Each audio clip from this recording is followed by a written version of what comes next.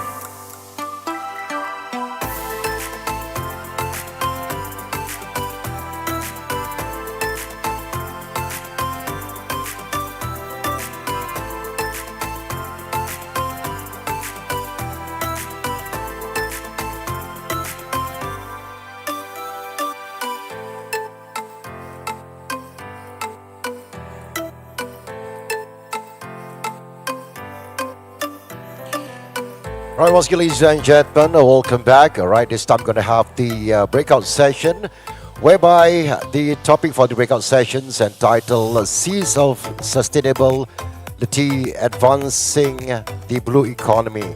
And for this, ladies and gentlemen, may I first invite our moderator, respectfully Ms. Hamiza Hamdan, to join us on stage.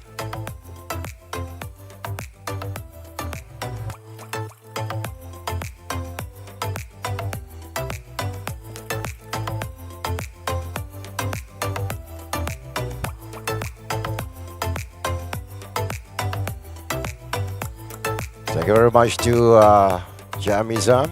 And of course, ladies and gentlemen, we have two distinguished speakers for this session. First of all, ladies and gentlemen, let us welcome respectfully Ms. Shirley Rita Kaur, Head Center for Strait of Malacca, SOM Malaysia, and also Yang Berbahagia Professor Dr. Alien Tan Huai, Professor, Center for Marine and Coastal Studies, University Science Malaysia. Let's give them a big round of applause, ladies and gentlemen.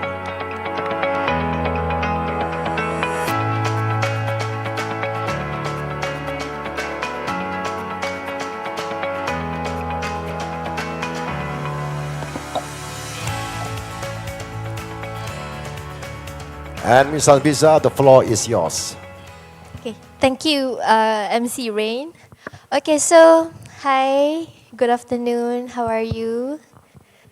Thank you. So, did you find Johor okay? Came many times, but still getting into the vibe at the moment. I see. Okay, so maybe we can start with Miss Cheryl. Maybe you can introduce yourself. Thank you very much, Ms. Hamiza. Just to introduce myself, thank you for the kind brief call earlier. My name is Cheryl Rita. I am currently a research fellow at the Maritime Institute of Malaysia, or in short, MIMA. And just to introduce you briefly, actually I was going to mention it during the presentation, but MIMA is a government policy think tank. under the Ministry of Transport Malaysia. So I'm excited to share with you some of our work on blue economy later. Thank you. Great to hear. So next, Professor Eileen. Thank you. I'm Eileen. I'm the director for Centre for Marine and Coastal Study, known as CIMAX, University Science Malaysia. Currently, I'm also holding the position of the Vice Chair for the Intergovernmental Oceanographic Commission of the Western Pacific under UNESCO. So we'll be happy to share some of my experience and knowledge about blue economy. Thank you. Thank you so much. Okay, so I will pass the floor to Ms. Cheryl for your presentation. Thank you very much. Once again, Ms. Hamiza, I think to ease the presentation, I'll probably stand here. So allow me also to quickly take this opportunity to thank the organizers for this very wonderful invitation to speak to you today. It's a touch and go for me in Johor, but I'm excited to share the Malaysian case in terms of developing a sustainable blue economy. And like I mentioned earlier, because we work on policy side of things, we have to try to look also at what's happening in the region, what's happening at the international level, and I think that will nicely tie in to more specific presentation by Dato' Eileen later. So without further ado, now just to set the base first, right? Blue economy is a buzzword at the moment. Some people say it's not new, but now it's getting a lot of traction in terms of interest from not just the federal level, but also from the state level, local levels, and so on. And this is also a particular area where there's a lot of development happening, not just for Malaysia, but it's actually happening at ASEAN level also, and international level.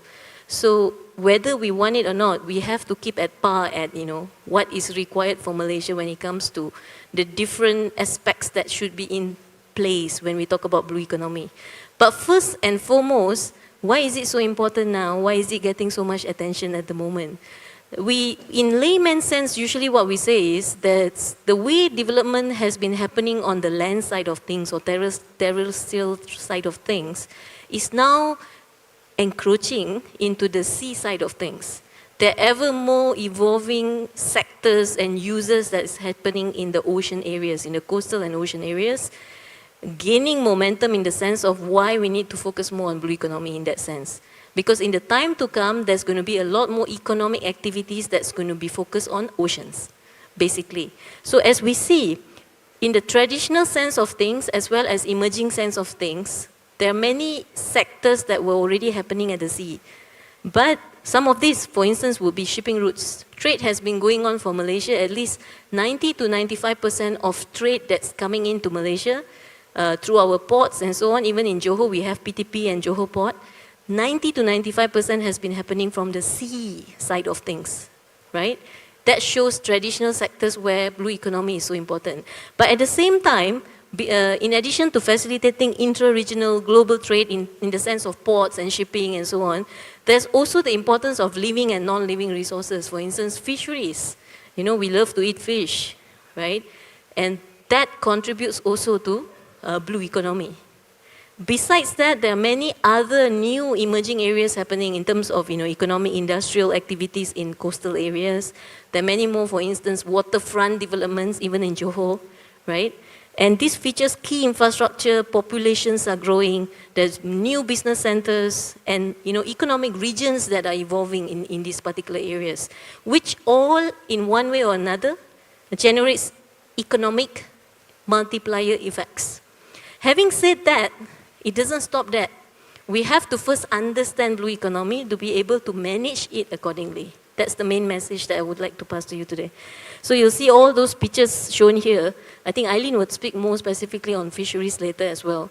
But I'll try to focus more on the basics in the base of policy and what is the statistics like for Malaysia at the moment and so on. Now, if you look at, I mentioned setting a frame first. Malaysia being in the center of, we always say Malaysia is a maritime nation. Yeah, we have been saying that. And Malaysia is so strategically located in a particular area where you'll see that we have, before that, we have different seas around us. We've got the Straits of Malacca on one side, we have got the South China Sea, we've got the Sulu and Sulawesi Seas, which is all different, different type of users, different sectors going on, different type of management and so on. And to add on to that, we've got all these intergovernmental platforms where Malaysia is a member and we have obligations in the sense of policy development and so on. And I'm sorry if some of these abbreviations are a little bit unfamiliar to you, but I'll try to put a scope as much as I can so that you can understand this. There's an intergovernmental platform with Malaysia as a member called the Indian Ocean Rim Association, or in short, IORA. This is focused for more than 20 countries in the Indian Ocean, with Malaysia being one of the member, and our, Thailand and Indonesia as well. And one of the priority areas of cooperation is blue economy. So you can see that in that level it's already happening. Besides that, there's also an intergovernmental platform which is based in Manila. It's called PEMC, or in the longer wordings, it's called Partnerships for Environmental Management in the Seas of East Asia. Malaysia is not directly a member, but we have projects-based cooperation with them. Also focuses on blue economy. Not to forget CTI-CFF, which is the Coral Triangle Initiative for Fisheries, Corals and so on. With 6 countries, Malaysia is also a member, and there are elements of blue economy in it. We have got another large marine ecosystem called the BOBLME, or Bay of Bengal Large Marine Ecoregion, based in the particular Bay of Bengal area.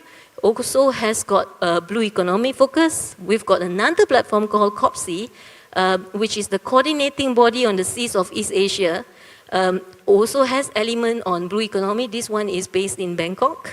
And not to forget, on the larger scale, we've got APEC, Asia Pacific level, and the one that is really active now directly, where we are looking at definitions and better comprehension, would be ASEAN.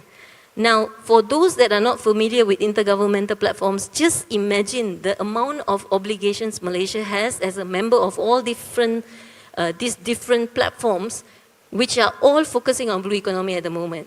So how do we strategize ourselves in the sense of national level, federal level, and also state level to move alongside in the right direction in that sense when it comes to blue economy?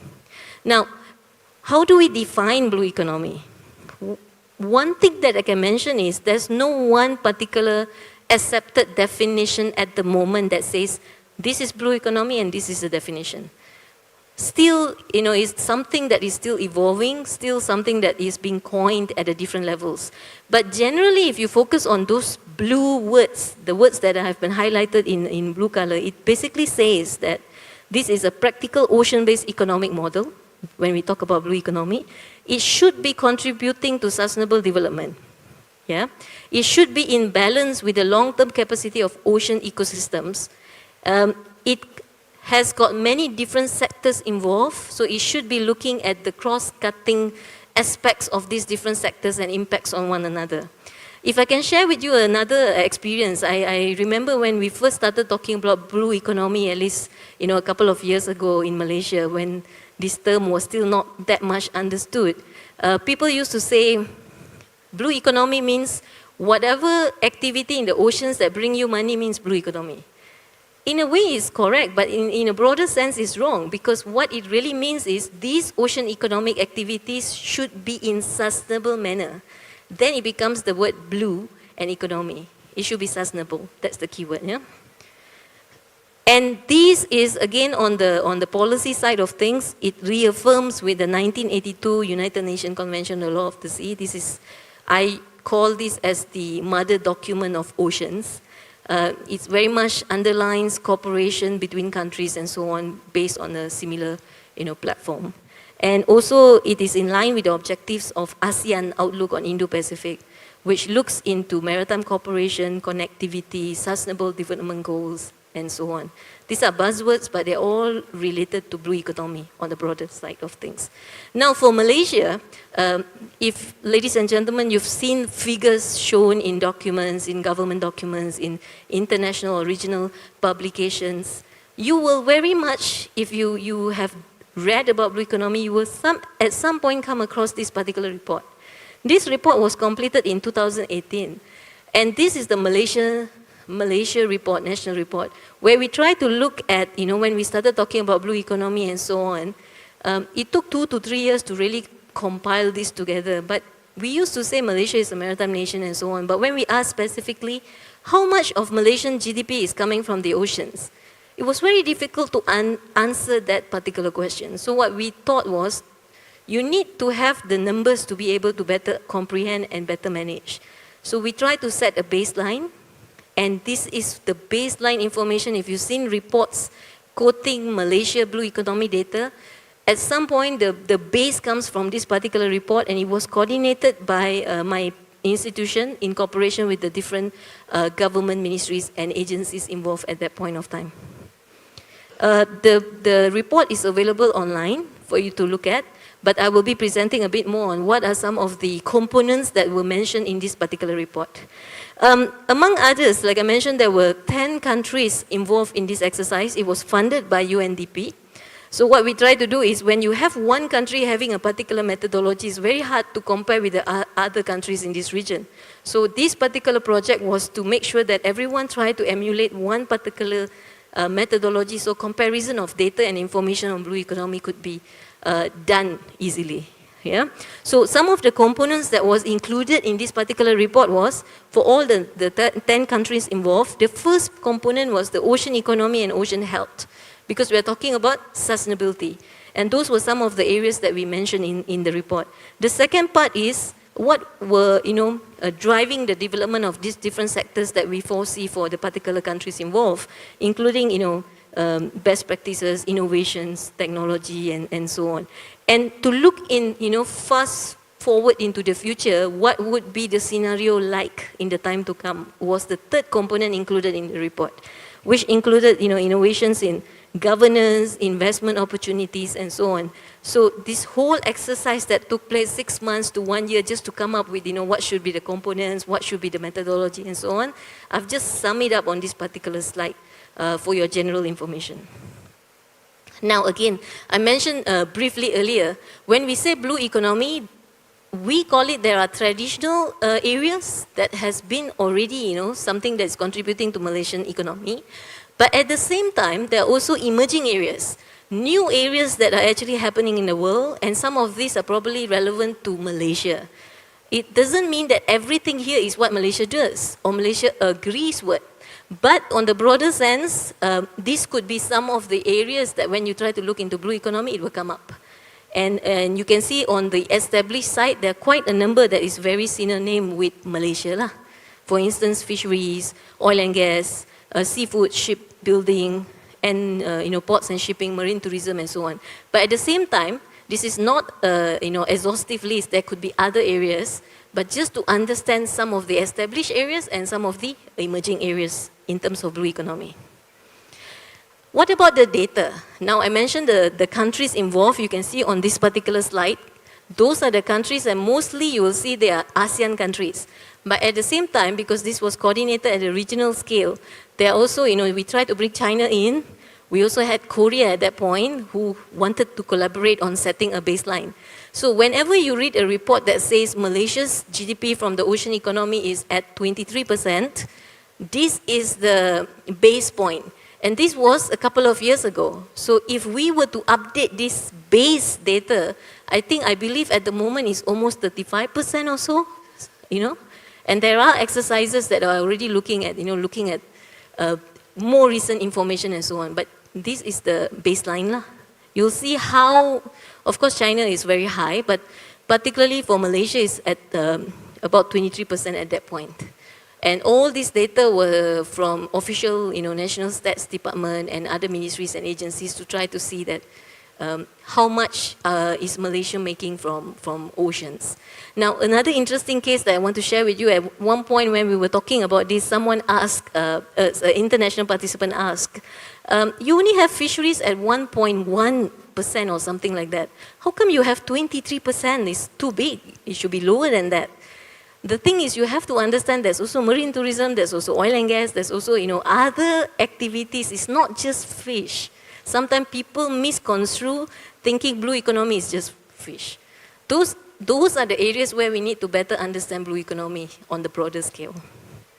In terms of people involved, how many human resources are involved, this exercise was particularly difficult because it's so difficult to get information on exact number of people and skills that are involved. Unless you're working in, as a seafarer or in a navy and so on, it's very hard. So we try to dig in as much as we can.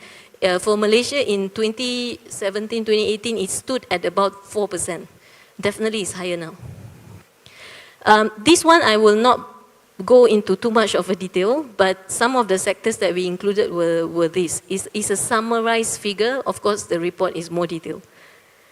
But as we talk about blue economy, we have to also understand what are some of the threats and challenges that we have to acknowledge. For instance, climate change. I think the earlier session was also talking about, Article 6 and so on, and it is definitely one of the biggest threats that we have when we talk about blue economy and sustainability.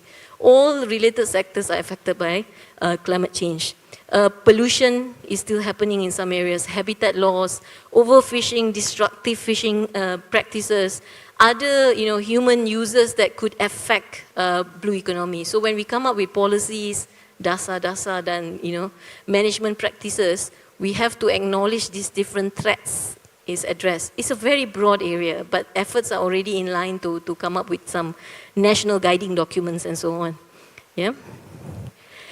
In that report that I mentioned again, the base point, what we try to do is we look at some of these different aspects that has to be considered when we talk about blue economy at national and regional scales. Again, each country would have their specific elements to the whole blue economy dimension, but you can see here some of those key points would be reducing pollution. What are some of the areas that we should consider?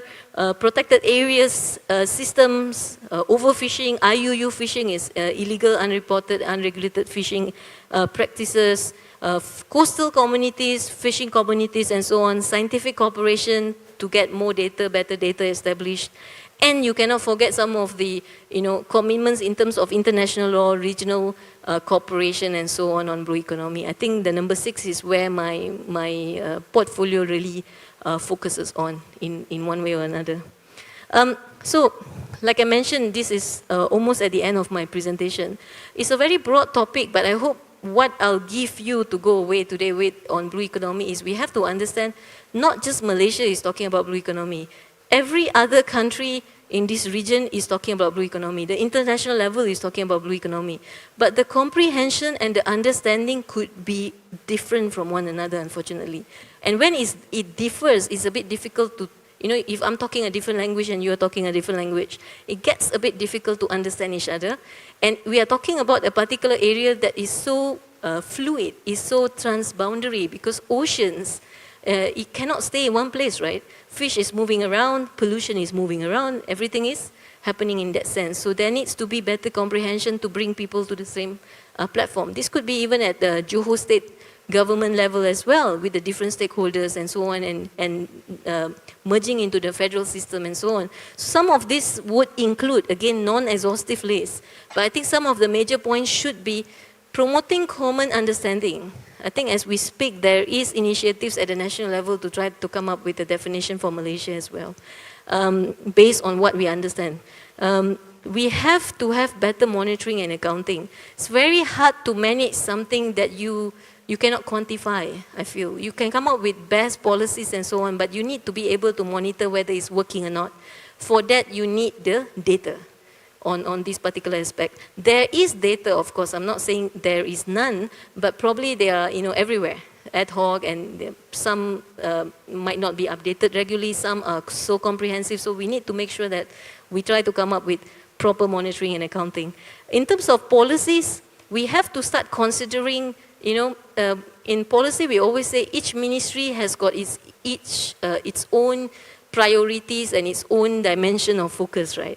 But in terms of blue economy, there needs to be some way to integrate different sectors to look at it from, at the same time. For instance, when you have protected areas which is probably under the jurisdiction of the fisheries department, but at the same time you have ports in particular area which is under Ministry of Transport, for instance, you cannot work silo, right? when you talk about blue economy. You can work silo when you say, I only work on ports and they only work on fish.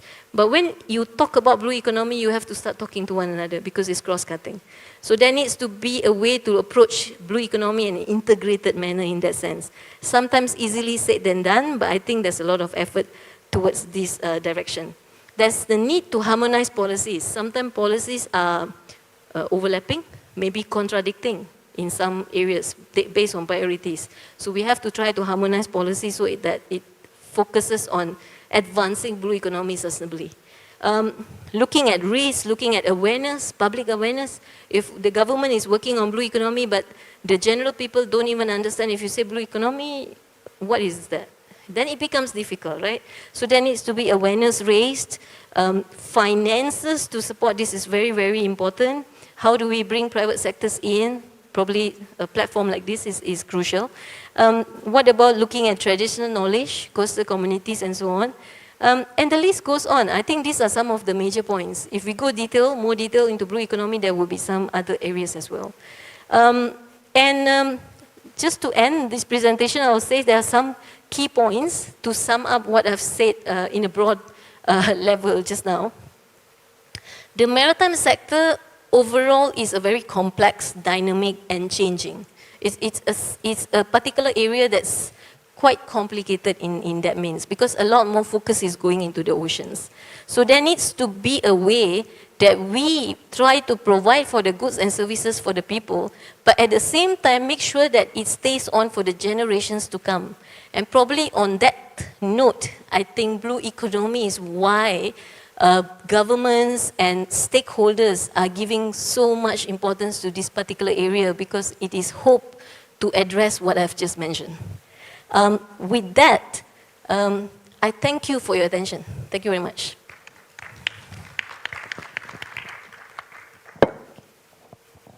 Thank you so much, Ms. Cheryl. So next up, we will present Professor Eileen to take the floor.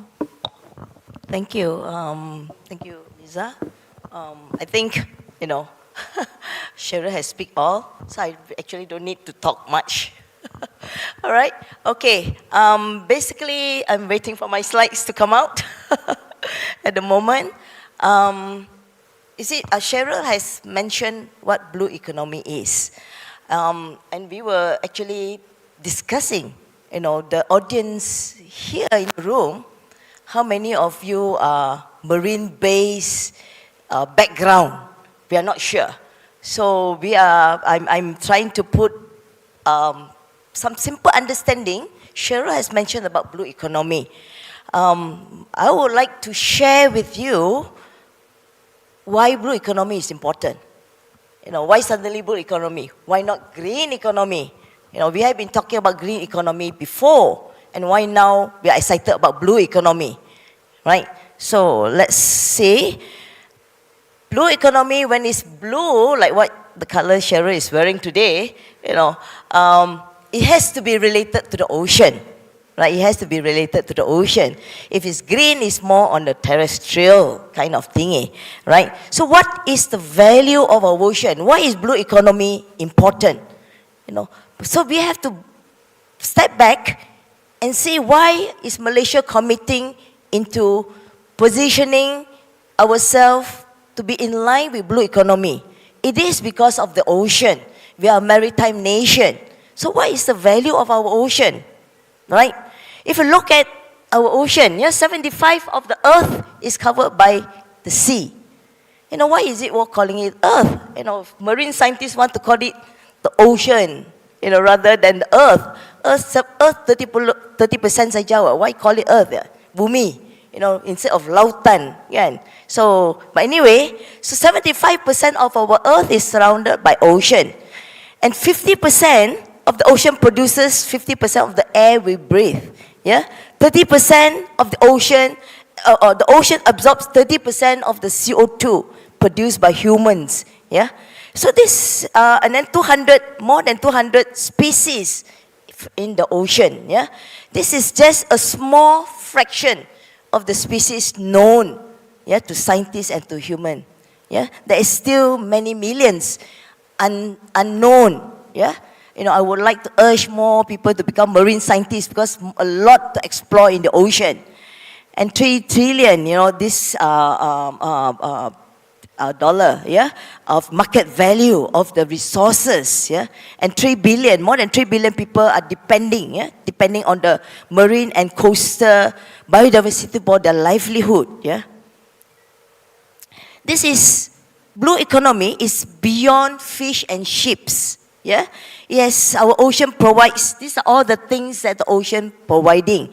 We are blessed, Malaysia are blessed because we are in the biodiversity hotspots and we have various kind of ecosystems, wetland that can actually produce, can actually create the ecosystem services. We have seagrass, we have mangrove, we have coral reefs, and those are all the thing. Always we used to talk a lot about our tropical forests, But if you look at the contribution, contribution in terms of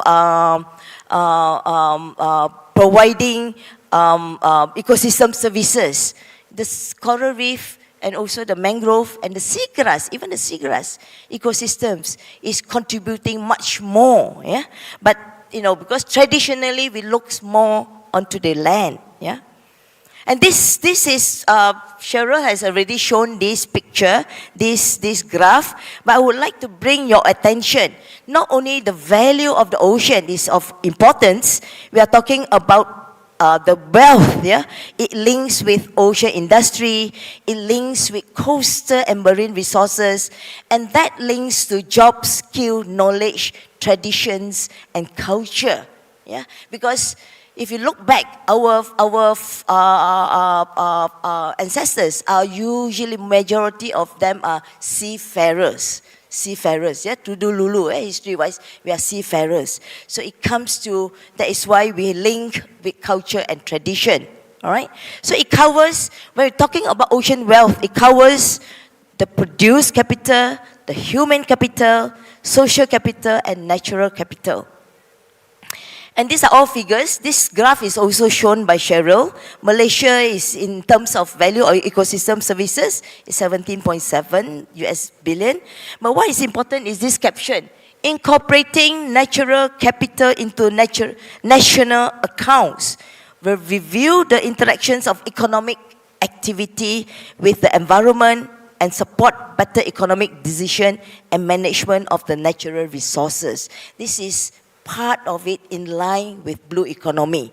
The 3 main pillars of blue economy is environment, profit, and also society. So it blends in together, But, we know it's important. We know it's important to have blue economy. But currently, our ocean is under stress, 40% of the ocean is heavily affected by pollution, depleted fisheries, and loss of coastal habitats and human activities, You can see in the photo a lot of activities that we are actually draining and stressing our ocean. If you look at this, the ocean pass, the top 2, it used to be abundant of fish. Olden days, every day we eat fish. Only festive time we eat chicken. But now every day is chicken. Only when festive season is fish because it's expensive, right? And now the ocean present, there is still some fish in our water, but we have other things also in our water. Pollution. Pollution like marine litter, it doesn't need passport to come from Thailand to Malaysia or Malaysia to Indonesia. Tak perlu passport. So we have these issues also. And ocean future. You can see that if we do not do anything, our ocean future will be like a dead seafloor, quiet and so pathetic there.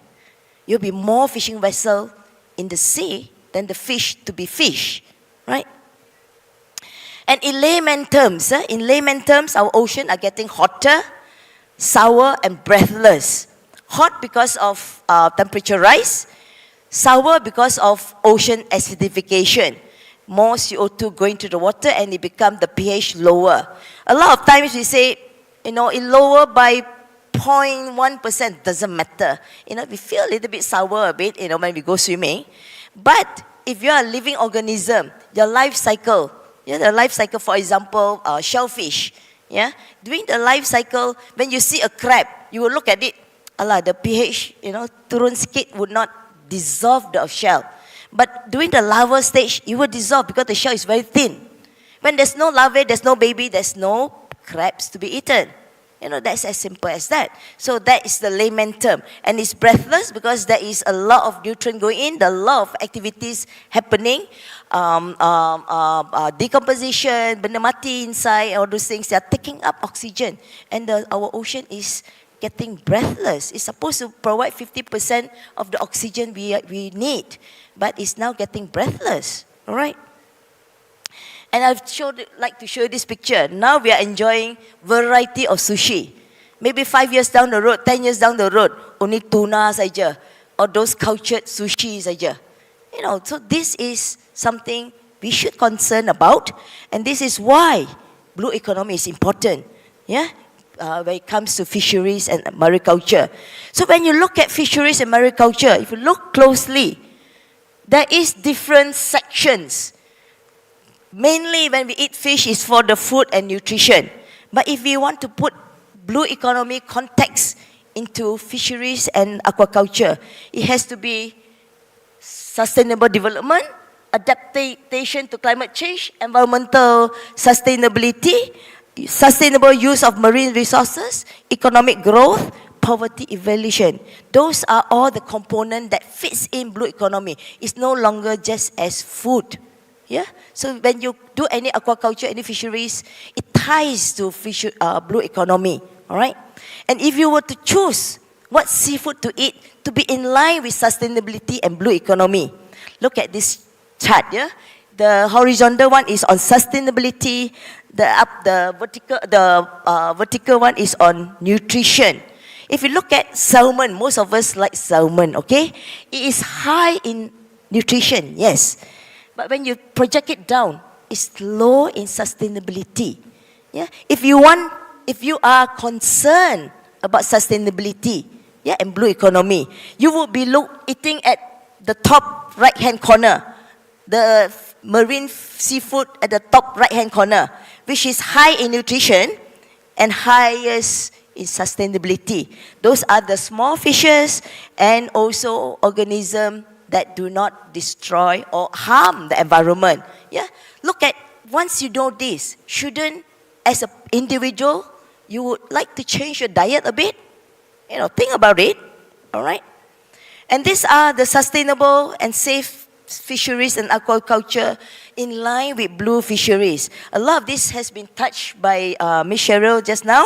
Conservation, anti-IUU, fishing IUU is illegal, unregulated and unreported fishing. Aquaculture, the good practices and support of policies, And Cheryl also has mentioned, address governance fragmentation, because this is important. I was talking in Penang, I'm from Penang, USM from Penang.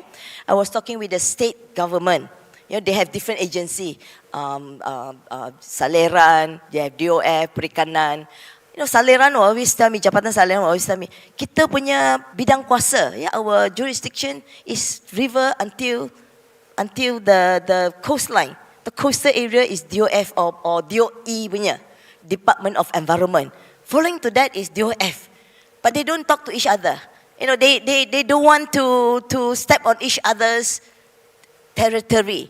So, but then when you want to execute or enforce some regulation, to protect, I've mentioned, the sea or the rubbish doesn't need passport. If from the river until the Muara Sungai or to the river, 3 different departments.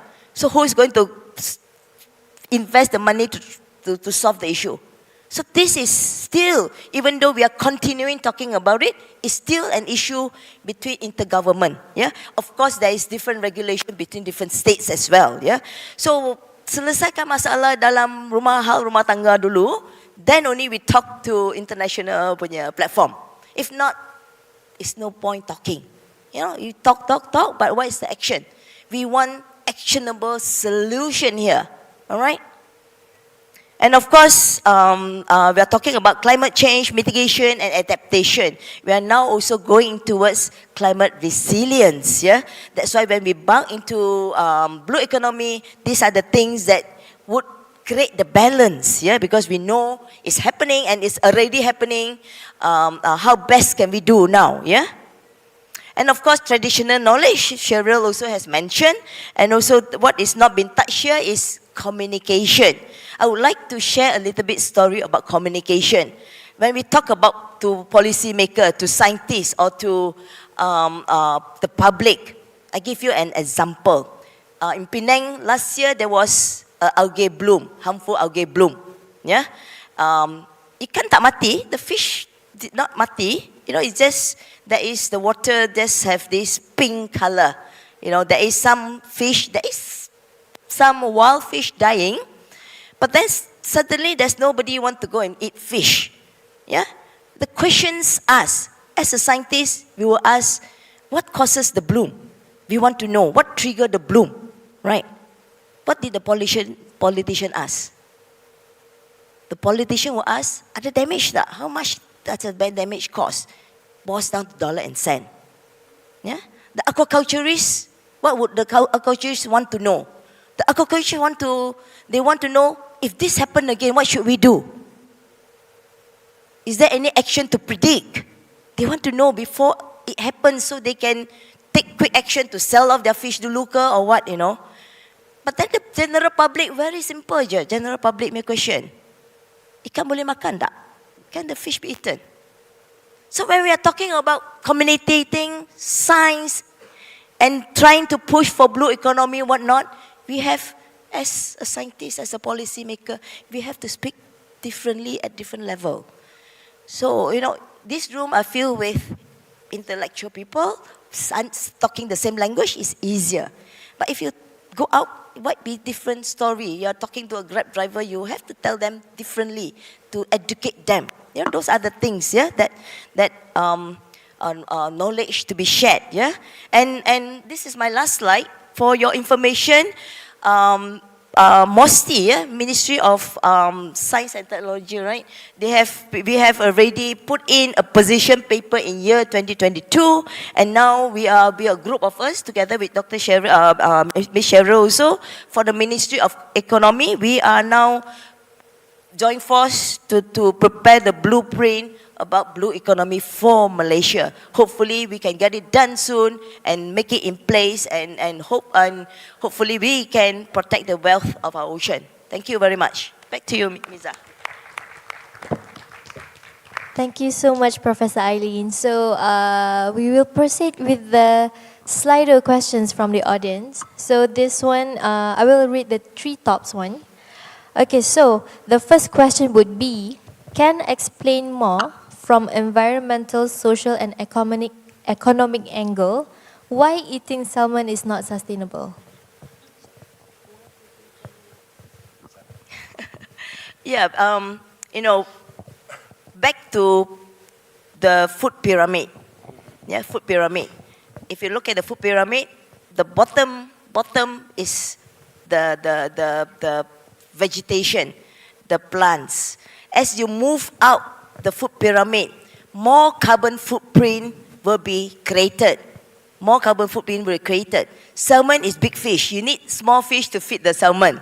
You know, along the way, salmon sits top, and along the journey, it creates a lot of carbon footprint. But if you were to eat, but for example, seaweed, lactose, or eat something that feeds on the phytoplankton, for example, like mollusk, that is at the lower level of the food pyramid, then you are not creating a lot of carbon footprint along the way. You know, it's nice, but along the way to grow a salmon, you have to create a lot of carbon footprint, and that is not sustainable. Yeah, thank you. Okay, thank you so much. Okay, so the next question would be, does artificial reefs help to increase the growth of marine life? Ms. Cheryl? Artificial reefs. Okay. I'm sure Eileen can take this also, but I'll try to answer. I didn't mention earlier, I'm actually marine scientist by background, but I've been doing policy for forever, I would say. So basically, actually this is a policy in the Department of Fisheries. The Marine Parks Unit, when they talk about conservation and so on, in gazetted areas, there are a lot more efforts to put in artificial reefs because it is known as, where the fish can find sanctuary and allow them to grow before they go out into, bigger, deeper area where they're exposed and so on. So in short, yes. But just to elaborate further, it should be done in the correct way so that, it doesn't defeat the purpose. And I think this SOP and guidelines is available with the right entity, which in this case would be the Department of Fisheries. Thank you. I see. Thank you so much for the insightful answer. You want to continue? Maybe I would like to add on a little bit. Artificial coral reef, because coral reef itself, whether it's natural or artificial, it provides ecosystem services. It's a place for nursing ground and the breeding of a lot of marine fishes. So if we are losing our natural reef, so is the solution, the automatic immediate solution will be putting in artificial reef. But now the scientists are now recommending look into the turbid water ecosystem that can also serve as a breeding ground for marine organisms.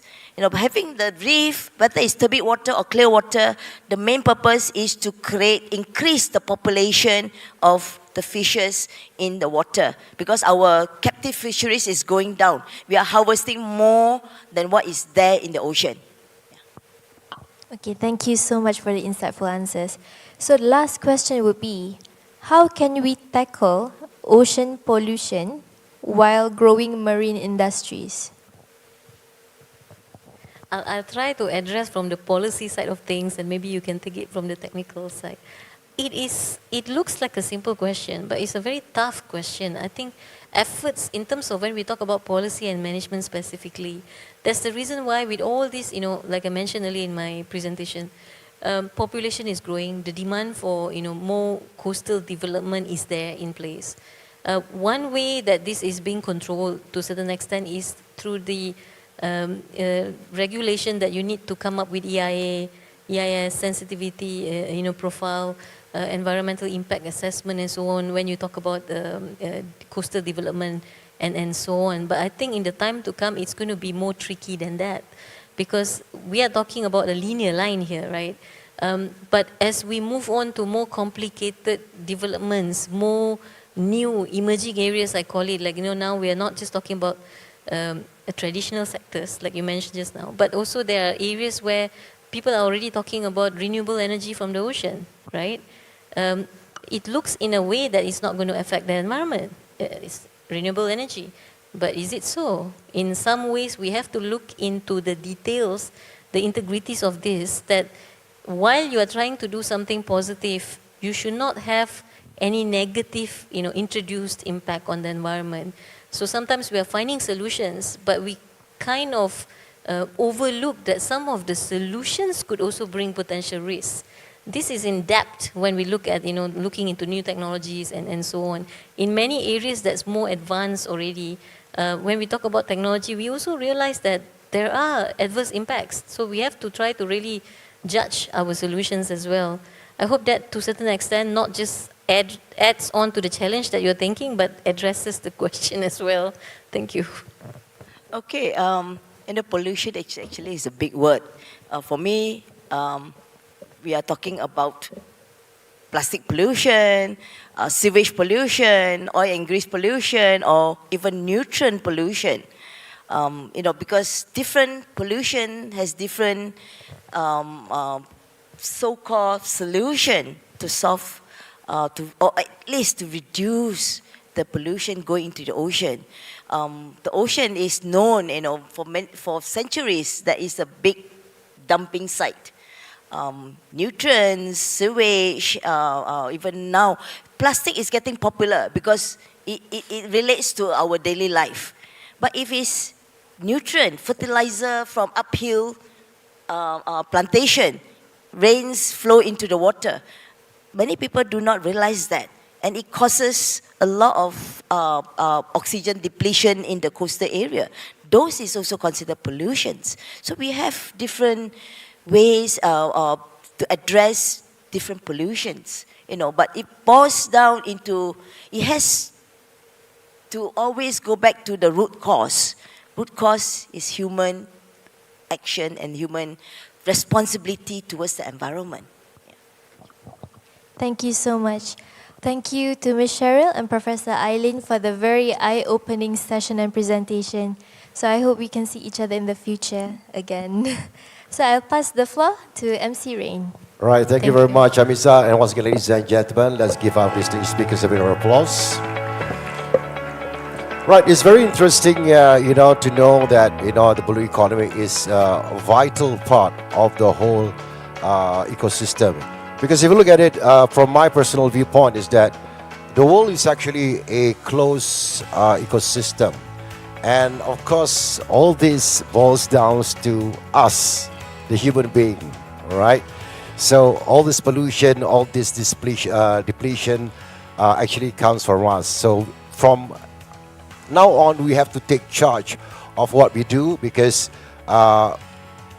we are actually borrowing the future of our children.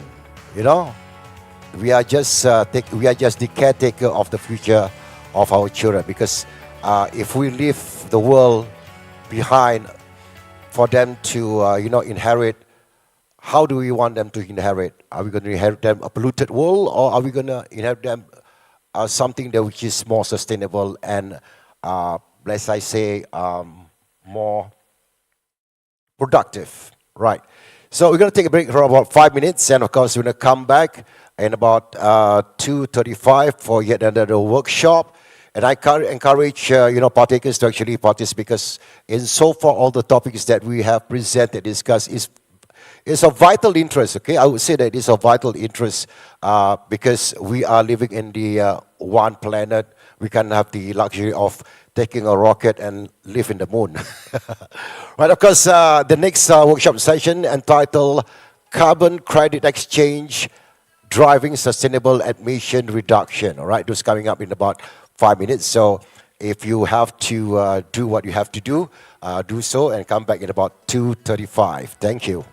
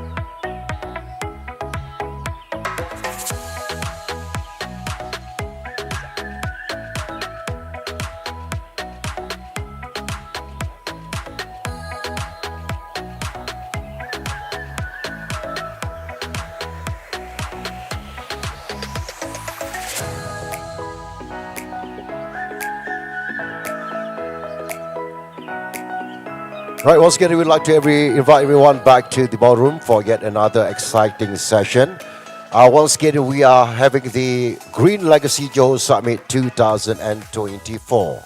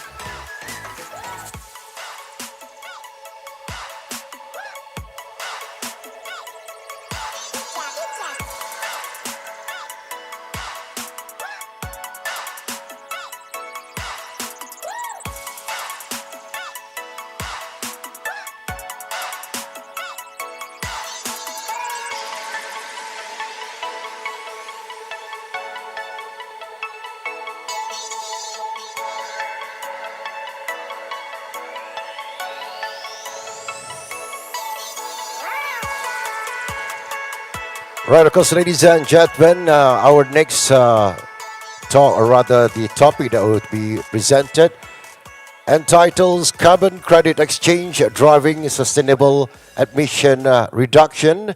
And for this, ladies and gentlemen, we are proud to present to you the speakers, namely Mr. Tirupati Rao, Head Climate Change Sustainable Development Department, Environment and Social Performance, Group HSSE Petronas. Let's give him a big round of applause, ladies and gentlemen. Mr. Rao, please.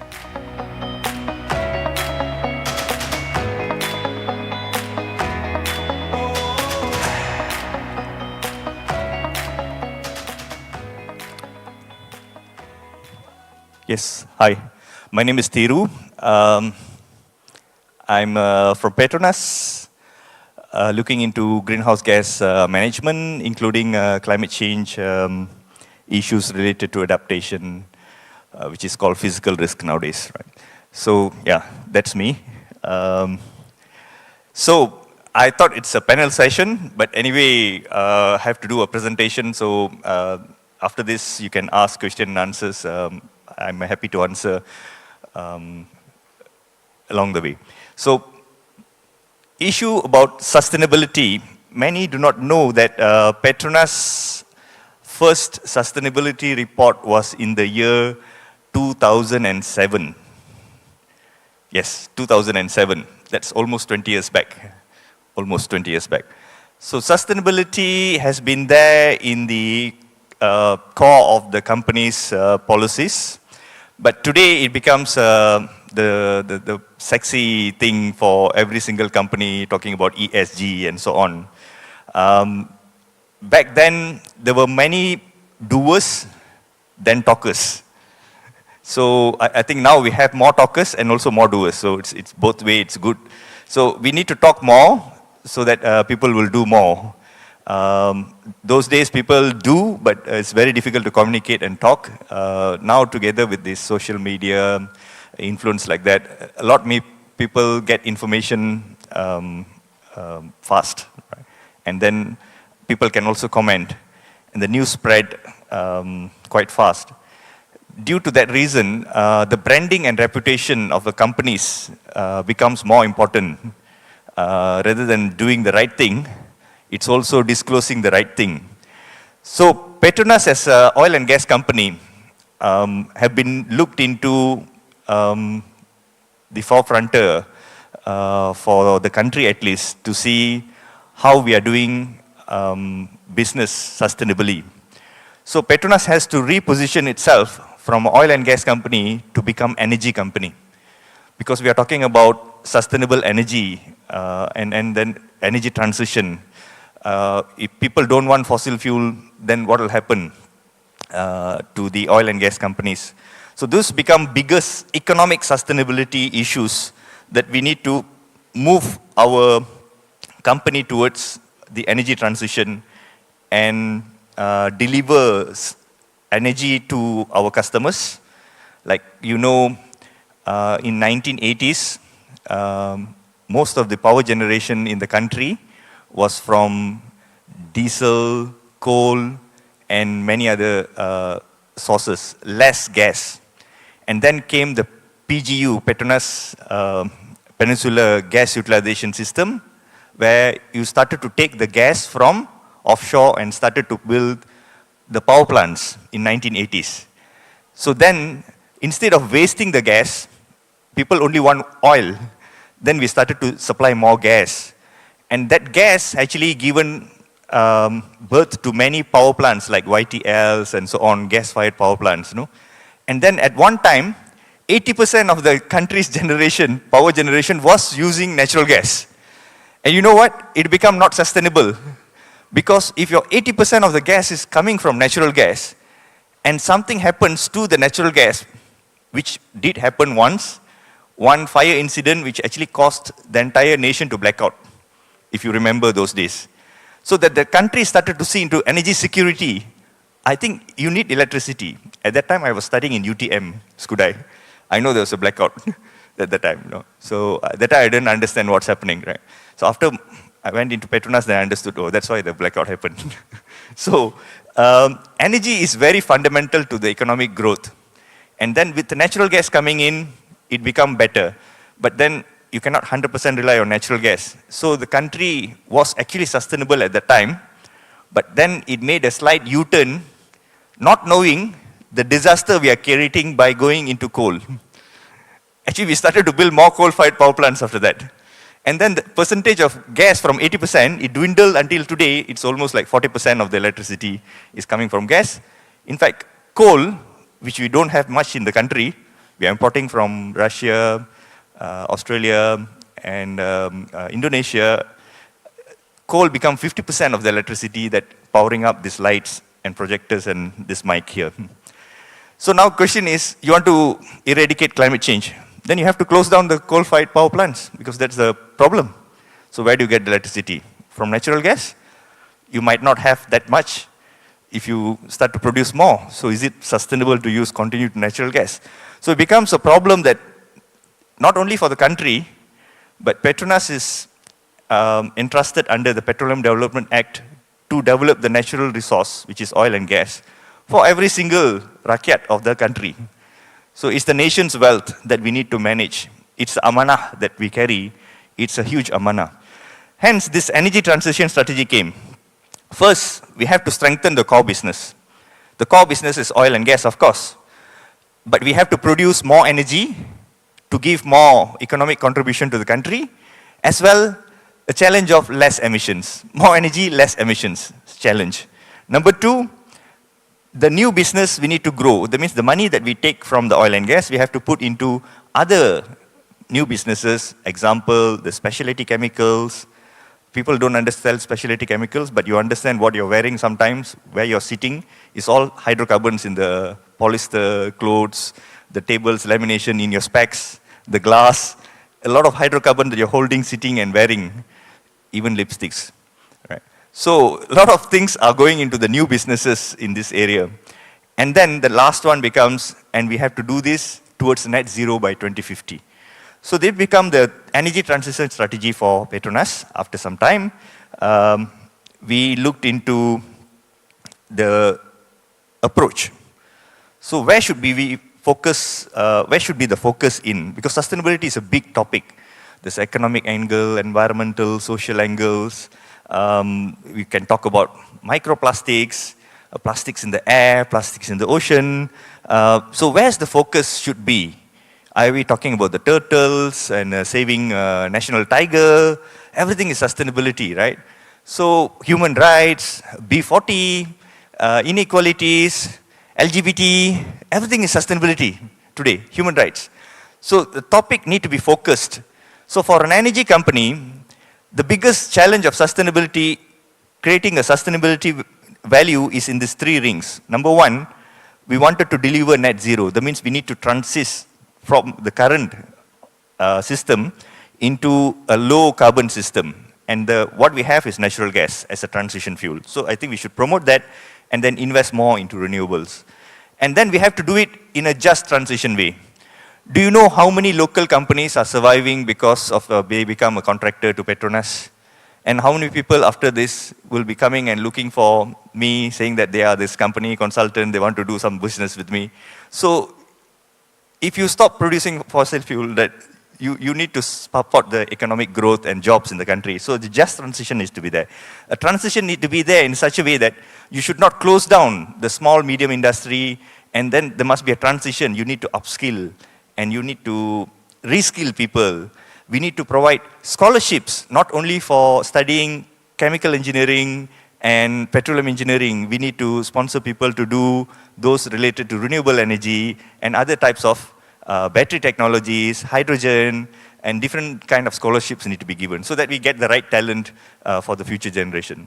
All of this is called just transition, the yellow color. Now talking about the green color.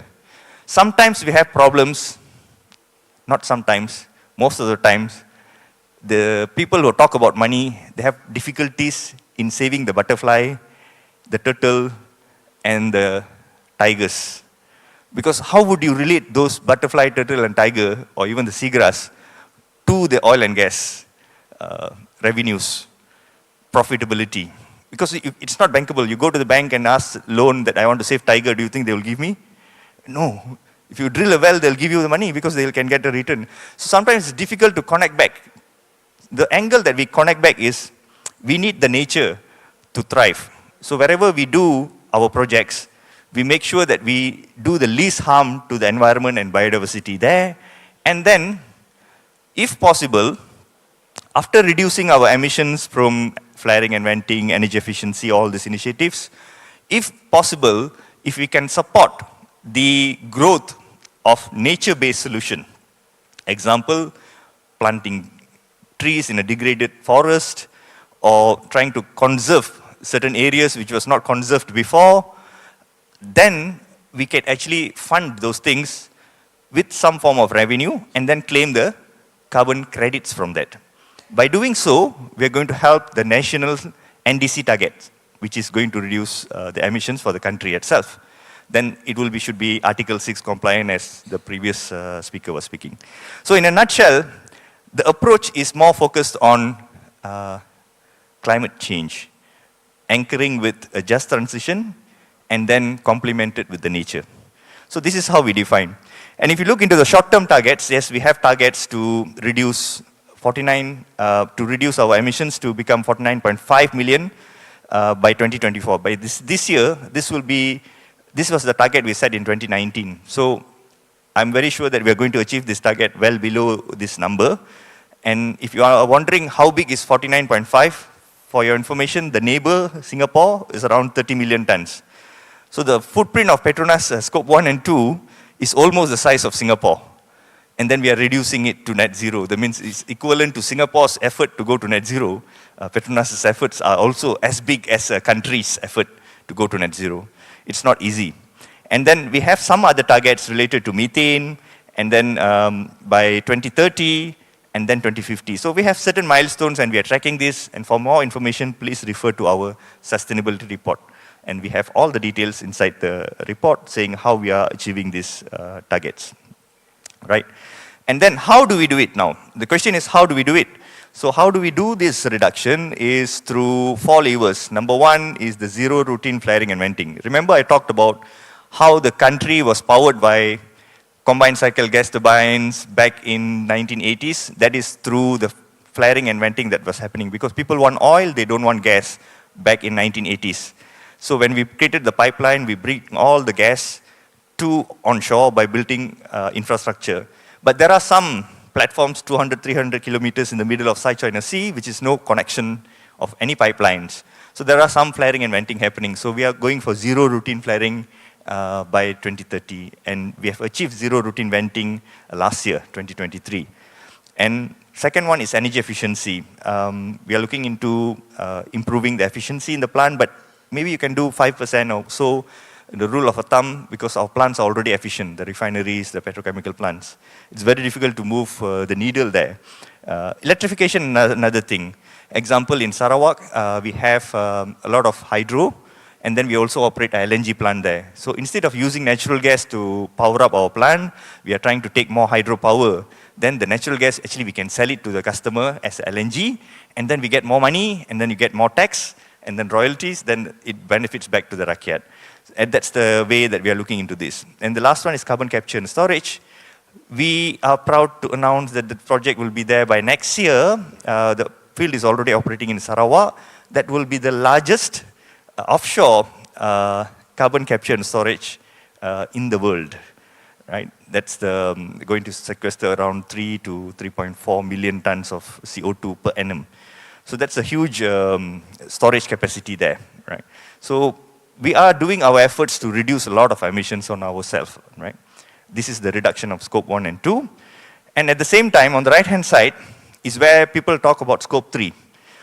We sell petrol and diesel, yes, but when the customer uses it, it becomes the customer's scope 1 and 2. But what can we do? So we try to blend more biofuel into the B7, B10, the regulations that we have in the country, and we are trying to push for B20 or even B30. That means 30% biodiesel comes from palm methyl ester. And other than that, we are trying to have more renewable energy and EV charging stations. We have created a new company called Gentari. It's a purple color company with a G there. Generation Lestari, Generasi Lestari. Lestari is sustainable in Bahasa Malaysia. So Gentari is generasi. You generate sustainably, right? Generate energy sustainability. That's Gentari. Lestari is sustainability. And then we are talking about green hydrogen. This Gentari is also working on hydrogen, green hydrogen, working with some partnership, and green mobility. I talked about EV station. And interestingly, many people do not know that the EV charging stations that we have are also having solar panels on top of the Petronas stations. So when you go and charge in the station, the electron that you're getting is actually carbon neutral because you're getting it from the solar panels on top of the station. And of course, today that not many EVs on the road, so I can guarantee that yes, you will get your carbon neutral. But in future, if more people started to charge in this place, of course, we have to draw more electricity from the grid. So this is a lot of calculation at the back. And the last one I want to highlight, nature-based solution. This is where the carbon credits comes into the picture. Because on the right-hand side is all reducing the scope 3 emissions by, instead of generating energy from fossil fuel, we are investing to renewable, green hydrogen, and then going into green mobility, using sustainable aviation fuel. There will be one refinery in Pengerang here. I think we are going to generate more sustainable aviation fuel for supplying fuel for aviation to support COSIA, for your information. That's something in Johor happening. So all these things is going to reduce our scope 3, right? But scope 1 and 2 is reduced on the one on the right-hand side of me, and left-hand side is scope 3. And then the one that I highlighted here is where the offsets comes in. That means it's not my scope 1, it's not my scope 2, it's not my scope 3 also. So this is happening outside the boundary of Petronas value chain. This is where the nature-based solution comes in, talking about afforestation or reforestation projects that we would like to support. And that should be the last option. And this is how you link back to the nature. How would you relate back to the turtles, butterflies, the endangered species? I think this is how you could actually relate it back, by getting the carbon credits. But it should also have the core benefits that the sustainable development principles in the Article 6.4 and 6.8 that we are talking about just now, or Article 6 in general, where you should have the core benefits of the carbon credits that you get from the carbon trading. So as an ongoing effort, we have been investing a lot in conserving forest in Imbak Canyon, Sabah.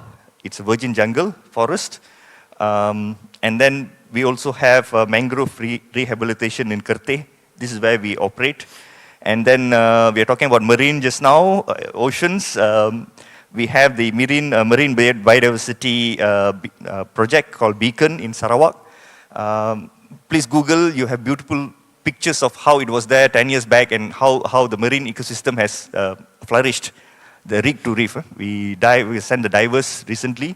They went and took the cameras and Google, they looked into the reefs, how they actually flourished. You can see the videos which was taken 10 years back and now, a huge difference. So that's a proof of how rig to reef actually works. And then the last part I want to highlight is promote high-quality nature-based climate solutions. So by looking into nature conservation, we can also get carbon credits on top of the sustainable development benefits that we have. So Petronas' efforts on carbon credits, in a nutshell, in recent years, we have been looking into carbon credits and then using carbon offsets in different ways. Number one is, in 2021, we tried to deliver the first carbon neutral LNG cargo by using some offsets. But again, this is just testing the market. If your customer wants a carbon neutral cargo, then you will deliver. So it started with that. And then it's just an experimentation. It's not a big strategy. Then we also collaborate with TNB to produce some carbon credits at that early stage. Then the recent one is the Bursa Malaysia Exchange has launched the first nature-based carbon credits for Kwamut Forest in Sabah. So we participated in the bidding and we got the bid. And we managed to get some carbon credits from them. And as an ongoing collaboration, we are working with the Sarawak Forestry Corporation.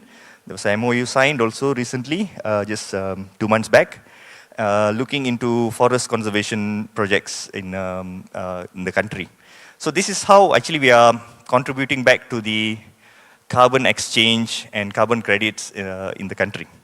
But again, all these things are considered small efforts compared to the amount of flaring and venting reduction that we are doing, the carbon capture storage that we are doing in the middle of South China Sea. I think 95 to 98% of our efforts is about reducing our own emissions using technological solutions. And then we are looking into this as something that we can support the nature as well. Yeah. So with this, I would like to end my presentation and open for question and answer. Right, thank you very much, Sarao. In fact, we have quite a number of questions pertaining to what you have just spoke. And one of the question is by Anonymous. Does Petronas monitor Scope 3? Yes, it's in the sustainability report. You can actually look into the report. In Scope 3, we have 15 categories of Scope 3. Out of the 15 categories, the most material is category 11. The use of products sold. So what's the product we sold? I mean, we sell oil, we sell gas, and then the oil goes to a refinery, and then the refinery sells around 95, 97, and diesel. This is what you use. So practically, you guys are Petronas' Scope 3, including me. The way I travel to work and everything, right? So that category 11 is approximately 300 million tons. That, if you want to understand, it is the size of Malaysia. The Scope 3 emissions of Petronas only category 11, that could be around 90% of the Scope 3 itself. Category 11 is the size of Malaysia. So that's the biggest chunk of the emissions that contributes to the country's economic growth, the way you get your sayo from Cameron Highlands. No, it's the Scope 3. When you order something in your Lazada, whenever you are using your phone and not listening to the presentation now, the phone is charged from the Scope 3 coming from the TNB. So, yes, you guys flew here, some drove. Yes, Scope 3, Petronas. Right, interestingly enough. Okay, next question is, what challenges do Petronas face in achieving net zero emission? A lot of challenges. Net zero emissions for Scope 1 and 2 itself is very challenging. If you want to really do that, we have to have a combination of all those solutions that we have there, the flaring and venting reduction, energy efficiency, and so on. It can give you halfway. Like we have the target for 2030, talking about reducing 25% of our footprint. 25% of the footprint is a quarter. We are almost reduced 13% now compared to 2019, right? So to reduce another 12%, it's very challenging. But we have a roadmap.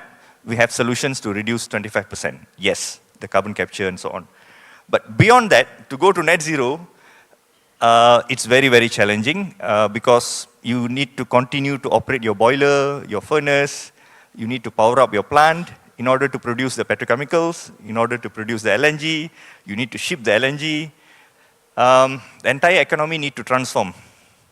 And then we need a new source of energy.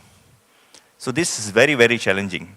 And then if the economics is right, yes, people will move to a different technology. But if the economics is not right, people will choose the cheapest form of fossil fuel. So this is the challenge not only Petronas is facing, the country is facing, even the nations, the poor nations with a lot of coal, they have to produce electricity using the cheapest form of fuel they have. So this is a challenge not only for the poor nations, it's also the rich nations with a lot of fossil fuel resources like Australia and so on. Can they stop exporting coal tomorrow? So what will happen to the economy? So this is all the challenges that we are thinking of addressing it one step at a time. So it's almost like a global challenge, right? Yes. Right. Last question, sir, is how do you ensure transparency and credibility in your carbon credit transaction? So the transparency and credibility is going back to the schemes that they are subscribing to, right? Back then in Kyoto Protocol time, there was a centralized registry, there was the issue of additionality, and then people used to believe in the UNFCCC's system. But even then, there were still some projects which are coming from certain industries and certain countries I don't want to highlight. People claim that, yeah, this is not right and this is not additional, even from a UN system. And today we have a lot of voluntary standards. A lot of scrutiny is there on the type of credits that you buy, especially on the avoidance type of projects. If I say tomorrow that there's a piece of land here, if I don't protect this land, it will be chopped.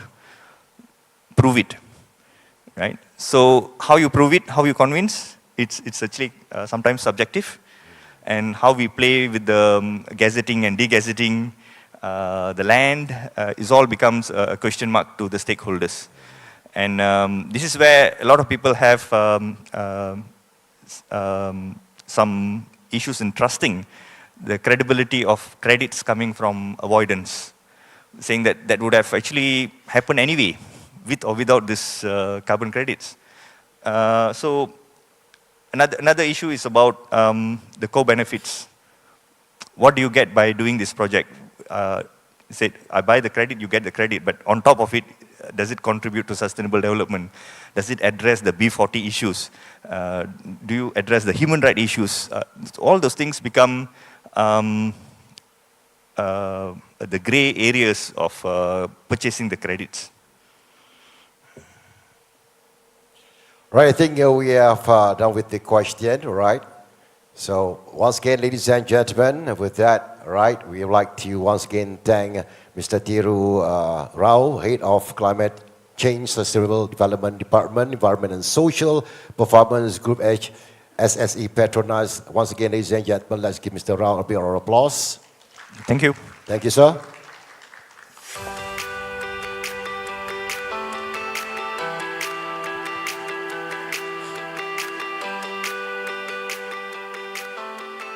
Next off, ladies and gentlemen, still on the subject of carbon credit exchange, driving sustainable emission reduction. Let's welcome Engineer Technology Specialist Slow Jet Shen, Director of GCX Venture, Senior Berhad.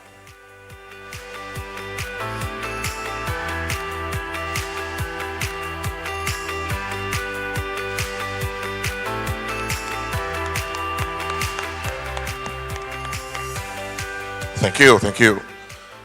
Thank you, MC. Thank you, the previous speakers, Mr. Rao.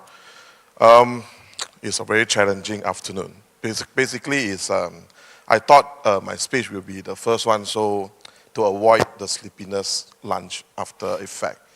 Yeah, but sadly, I'm being sandwiched in between the most center and middle. So I try to make it as interesting as possible, right? Okay. Then, yeah, another one is basically, Mr. Rao has just mentioned about Petronas' effort on combating or reducing carbon emissions and also on carbon credits. So I noticed that it's actually we are a lot of overlappings in details and informations. Yeah. So, good afternoon, ladies and gentlemen. My name is Jackson. I'm from GCX Ventures in Berhad. So basically, we are a company that is actually doing carbon credits verifications, then trading and also retirements. Yeah. So the topics that we want to bring today is carbon credit exchange driving sustainable emissions reductions. Actually, what is carbon credits? Credit card we know, right? Credit points we know. But what does this terms as carbon credits? Yeah. It's actually the carbon credits in simple way that we can describe is actually a credit that is given to a green project, right, that is in the effort of reductions of carbon emissions or carbon storage or even carbon emissions reductions. Okay. So this is basically the historical of the carbon credits and how do we need to achieve a carbon neutrals. So you see, when these things start, is actually we notice that the climate change and also global warming is due to the greenhouse gases, GHG. See, we human, when we face a national or global issues, we always unite, just like in the movie when alien invasion, so you can see all the United Nations is actually gathered around, right? Then we want to put in efforts and then to try to fight whatever problems that is actually internationally facing. So Malaysia has participated in all these agreements like Paris Agreement, Kyoto Protocols. And our target is basically is to reduce greenhouse gases emission by 45% by 2030 and achieving net zero by 2050. So I think this is in line with Petronas' target as well, right? So in carbon credits, basically in Malaysia, there are two forms of reporting. So one is compliances market, and then one is voluntary. So at the moment, there is no mandatory requirement that Malaysia government requests the company list must be reporting the GHG, but it's more on voluntary basis. So one tradable carbon credit is actually 1 ton of CO2 equivalent. Okay, so just now that I think there's a question mentioning like how do we keep track and also to verify whether the transparency of the carbon credit claiming. So Mr. Thiru also mentioned about if I just simply draw out an area in this forest and I mention, oh, there will be no development for the next 100 years. But how do you prove that? And how do you claim that that is an effort that you really do it and then to reduce the carbon footprint? So it's arguable, right? So to avoid that, it's basically in Malaysia's, Bursa Malaysia already signed with Vera, right? It's actually one of the standards that is actually quantify or verify carbon credits. Okay. So basically carbon credits can award to technology-based activities and also nature-based. But in order for carbon credits in rewarding to these activities, it's actually those activities that is not really economical viable, but they really helps in sustainable development goals. Okay. For example, renewable energy. Does solar really can get carbon credits out from Vera system? At the moment, it's no, because the cost of acquiring solar panels and also a system is business viable. So it means that businessmen, once when they go in and invest on the solar panels, they know they are going to save monies and also to get the renewable energy certificate. So basically, it is bankable or is valuable. So that's why on solar system mainly is on REC basis, renewable energy certificates. Yeah. So, but if we really want to get carbon credits project, says EV charging stations, right? Then also is actually a business viable because you charge your customer based on electricity charging. But why does EV chargers can get carbon credits? It's because electrical vehicles and also EV chargers is actually these are chicken and egg issues. You don't have the infrastructures of charging stations. I mean, for the public to use EV is actually they have range anxieties, right?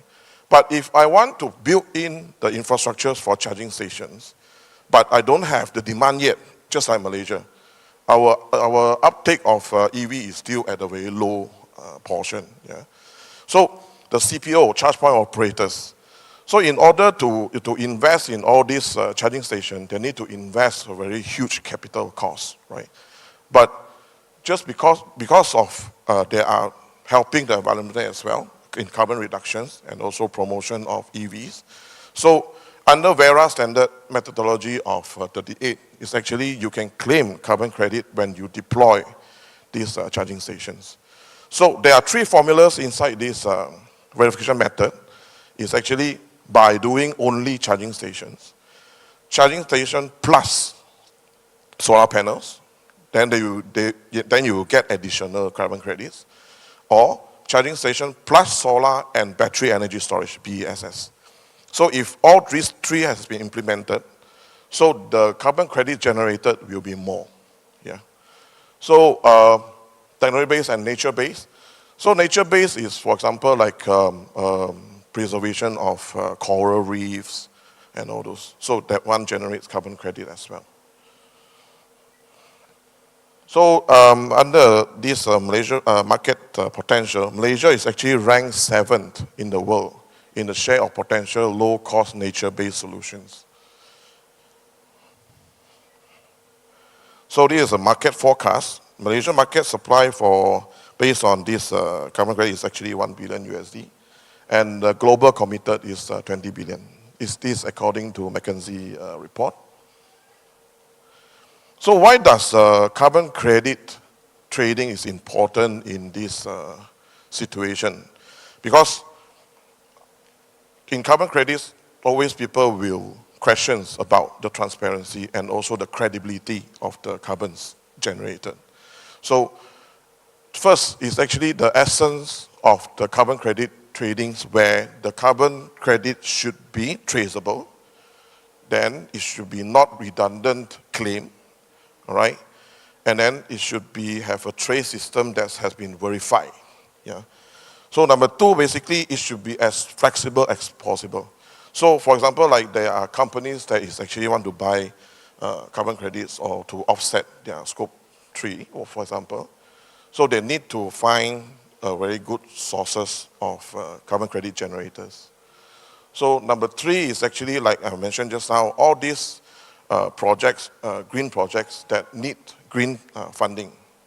So those company like MNC that need to offset their carbon emissions. So basically that is another easy way to channel the fund into the correct projects. Okay, because each of the green projects not only generates carbon credit, but they also compliance with SDG goals, right? So a lot of companies that when they invest into certain projects, is actually they also will look at the SDG goal, whether it's in line with their company directions and also objectives. So this is some successful case. I think Bursa Malaysia has this carbon exchange, right? So the first 150,000 verified carbon has been traded, and then is one credit is actually 18 and 50 cents. So Singapore also have their, why Bursa is because it's established players, Sharia compliance, and due to the market driven. Yeah. So Singapore has their own carbon exchange as well, but they are traded as a much more higher rate, which is a USD 27.8 per credit. So what do we do basically is GSEC Ventures, we do verify, trading, and retirement. Means that we will get in cooperation with corporate like Vera, right, to do the verification and also project boundaries and also submissions of all the applications to quantify and to get the source of carbon credit, right? So then we will list it under our platform for tradings. And then because we trade it through blockchain technologies, so it can verify the source of the carbon credit, and then we do retirement. Means that with the blockchain technologies, so all this carbon credit will not be used redundant. Okay, it's only unique. Right, so our vision is basically to create a unified global marketplace that verifies, trades, and retired green credits. So that ends my presentation today. So I open the session for Q&A. Right, thank you, Mr. Slow. Right, well, now we have 2 questions in so far. First question is from Anonymous, and the question goes like, for nature-based carbon credit, what are the requirements or procedure to claim carbon credit through rice cultivation or agriculture? So basically is, if follow Vera, you have to find the suitable methodologies, right? Then you have to fill out the application definitely and mark the boundaries, project boundaries. So on top of that, definitely is the measurement or the quantify. So means that either it's IoT equipments or there must be some measurement tools that can be measure the output or quantify quantities in order to submit and get your carbon credits to be claimed. Yeah. Right, next question. What role do you see government policies playing in the future of carbon credit exchange? So basically, I think in government role is actually the mandatory act whether I think we foresee that 2025 there will be carbon tax. Yeah. So the vital key driven the market is actually whether it's mandatory to do carbon emissions reductions and also the sustainability report. Yeah. So like Petronas, just now Mr. Rio mentioned, since 2007, actually Petronas already came out with the sustainability report. So the next following up is basically the mandatory actions from the government to make sure that companies and listed co in Malaysia must comply with sustainability report submitting.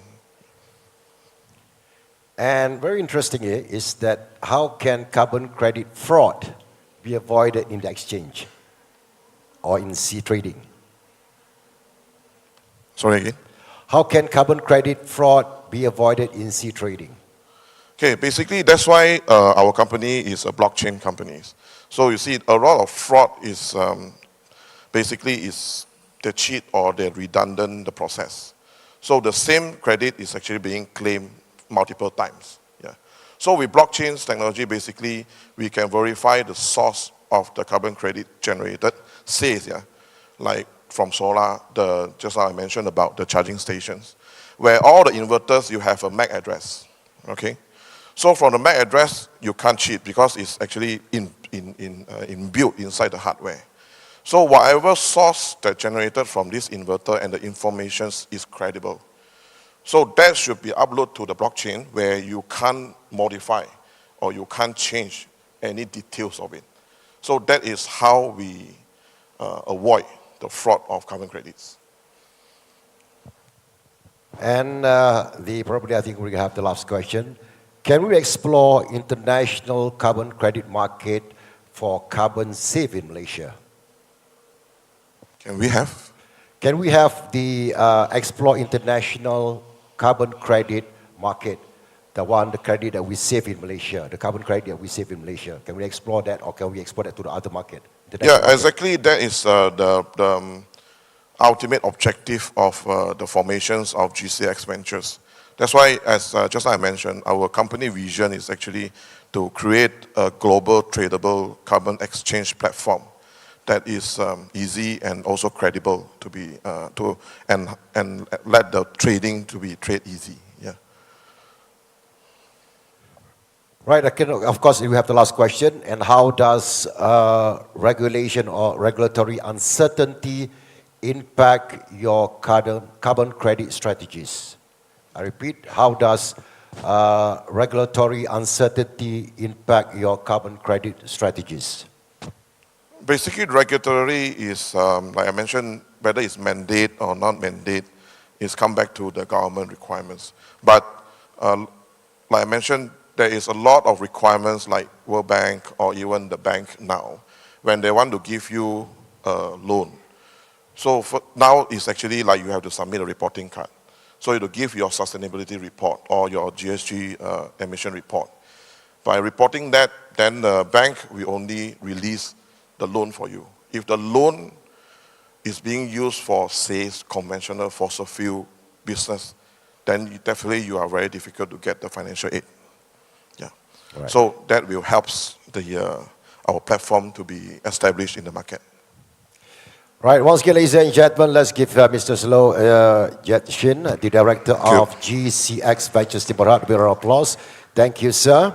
And of course, we're going to break for tea, and of course, we're going to come back again, ladies and gentlemen, at 4 o'clock for yet another virtual workshop.